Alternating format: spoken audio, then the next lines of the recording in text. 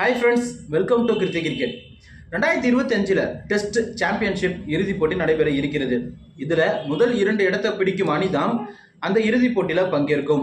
தொடர்ந்து டெஸ்ட் போட்டிகள்ல அதிக வெற்றிகளை பெற்று தற்போது முதலிடத்துல இந்தியா இருந்து வருகிறது.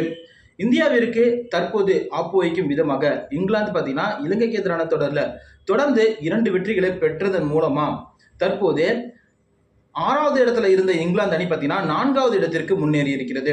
இந்தியா 67.5% வெற்றி வாய்ப்போட முதலிடத்திலையும், ஆஸ்திரேலியா பார்த்தீங்கன்னா 62.5% வெற்றி வாய்ப்போட 2வது இடத்துலையும் இருக்காங்க.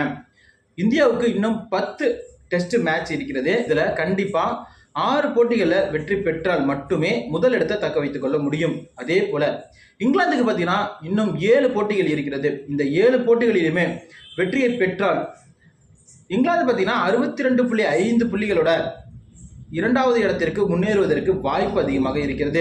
இந்தியா பார்த்தீங்கன்னா ஆஸ்திரேலியாவோட 5 டெஸ்ட் போட்டியில் விளையாட இருக்கிறது. இதுல இந்திய அணி 3-2 என்ற கணக்கிலையாவது வெற்றி பெற்றால் மட்டுமே ஆஸ்திரேலியாவை அந்த தரவரிசை பட்டியலில் இருந்து கீழே கொண்டுட்டு வர முடியும். ஏன்னா ஆஸ்திரேலியாவுக்கு இன்னும் 6 போட்டிகள் மீதம் இருக்கிறது. அதுல இந்தியாவுடன் மட்டுமே 5 டெஸ்ட் போட்டிகளில் விளையாட இருக்கிறது.